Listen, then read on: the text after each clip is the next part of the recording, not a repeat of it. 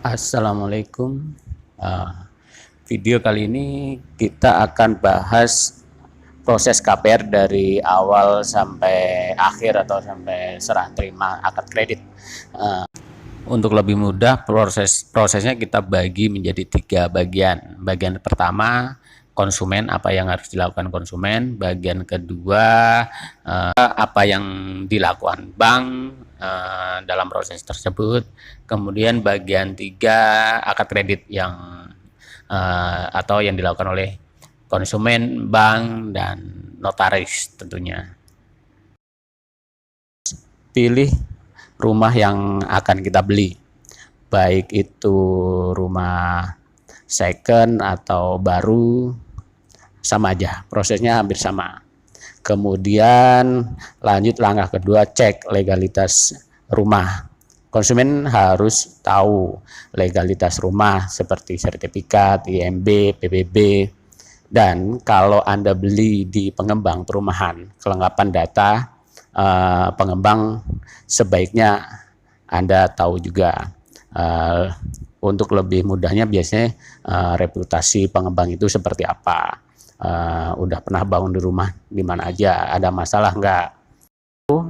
Kemudian kalau udah dapet rumah pilihannya, nego harga, promo, apa aja yang promo yang bisa didapatkan atau harga semurah mungkin atau diskonnya. Biasanya kan kalau pengembang pasti biasanya ada promo-promo apa, misalkan free biaya KPR, BPHTB, notaris, atau bonus apa, misalkan AC atau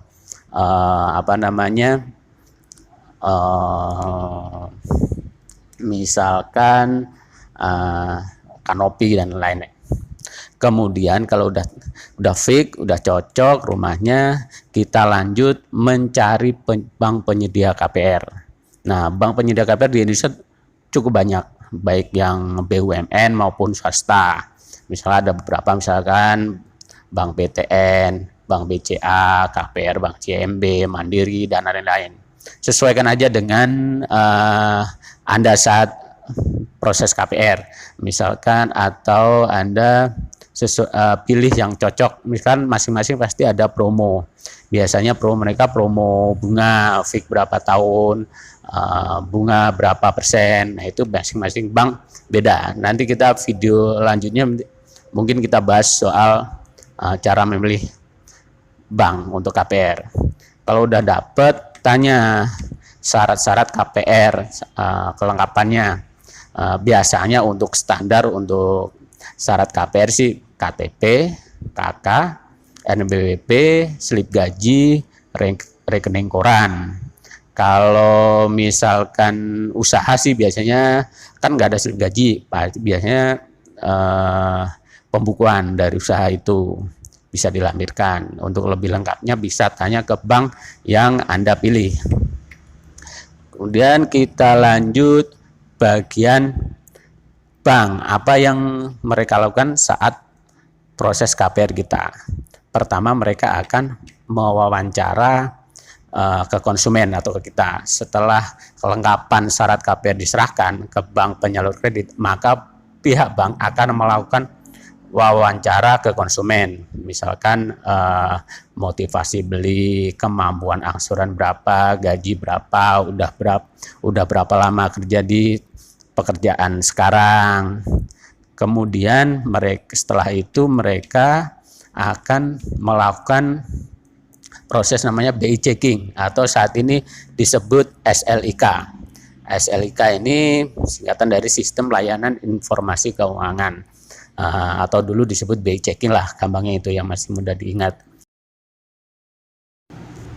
Proses selanjutnya setelah BI checking, input data, artinya input data secara lengkap, yang data atau kelengkapan data konsumen yang Anda berikan ke bank, seperti yang di awal kita sebutkan seperti KTP, KK, NPWP, slip gaji, itu diinput data, diinput ke sistem dari bank tersebut, termasuk formulir pengajuan kreditnya, Setelah itu lengkap, nanti diverifikasi. Biasanya sih nggak lama, paling 1 atau 2 hari diverifikasi. Verifikasi awal biasanya on call, by call, by telepon lah.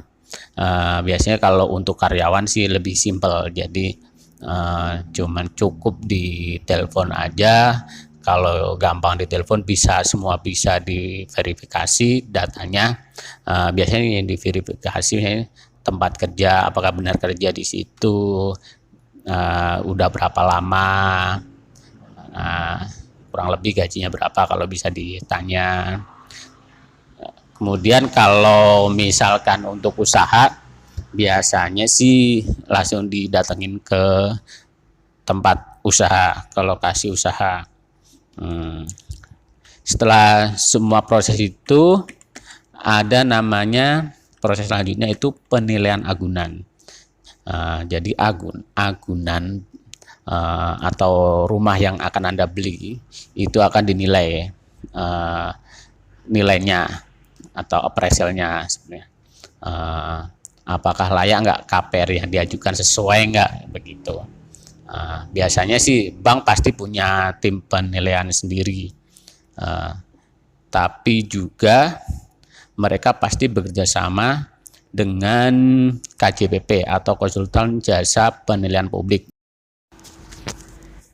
Jadi KJPP sebagai penilai independen akan memberikan rekomendasi ke bank berapa harga wajarnya rumah tersebut, yang nantinya akan menjadi dasar pemberian keputusan dari pihak bank apakah pengaju atau pemohon kredit ini layak untuk diberikan kredit atau tidak. Setelah itu nanti analis dari bank akan menganalisa keseluruhan dari data pemohon dan agunan, apakah sesuai atau enggak. Setelah itu analis ini akan memberikan ke atasan, biasanya sih kacap, yang atasan yang memberi keputusan apakah pemohon ini akan di-approve atau enggak. Kemudian bank akan memberikan informasi hasil dari analisa tersebut ke konsumen, biasanya dalam bentuk surat. Kalau disetujuin berarti namanya surat persetujuan kredit, atau kalau ditolak ya namanya tolakan. Dalam surat keputusan persetujuan kredit itu nanti akan terdapat biaya-biaya apa aja yang harus ditanggung konsumen dan kelengkapan data apa aja yang harus dibawa saat akad kredit. Misalkan biasanya sih KTP dan NPWP asli, itu yang biasanya wajib dibawa saat akad kredit. Kemudian bagian terakhir kita akan membahas saat akad kredit. Setelah bank melakukan konfirmasi ke konsumen dan konsumen memenuhi syarat-syarat yang harus dipenuhi seperti biaya-biaya dan kelengkapan data yang harus dibawa saat akad kredit nanti, konsumen juga diharuskan untuk menyerahkan legalitas rumah seperti sertifikat PMB, PBB kepada bank yang nantinya akan diserahkan ke notaris. Kemudian notaris akan melakukan pengecekan legalitas tersebut ke BPN dan menghitung biaya pajak dan pengurusan balik nama ke konsumen.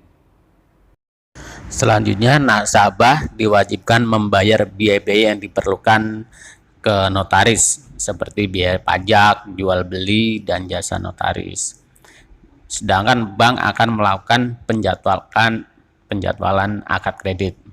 Kemudian bank memberitahu konsumen jadwal kreditnya kapan. Nanti biasanya bisa disesuaikan dengan waktu konsumen, kapan dia bisa ambil cuti atau libur untuk akad kredit. Saat akad kredit, konsumen diwajibkan membawa data diri asli sesuai yang tertera di surat persetujuan kredit. Bagi yang sudah menikah diwajibkan datang bersama pasangan. Karena rumah nantinya akan menjadi harta bersama, maka perjanjian kredit tersebut dan akta jual beli harus ditandatangani oleh pemohon dan pasangannya. Setelah proses akad kredit selesai, penjual menyerahkan kunci ke konsumen. Kalau udah ready barangnya, kalau masih inden bisa diganti dengan surat pernyataan kapan serah terima rumah tersebut bisa dilakukan. Kemudian setelah itu semua selesai, bank baru akan melakukan penyairan dana ke penjual sesuai plafon akad kredit tersebut. Oke, demikian proses lengkap KPR dari mulai cari rumahnya sampai serah terima. Jadi kalau masih ada yang belum jelas atau ada yang mau ditanyakan bisa ditulis di komen, nanti video selanjutnya kita akan bahas. Oke, terima kasih. Wassalamualaikum warahmatullahi wabarakatuh.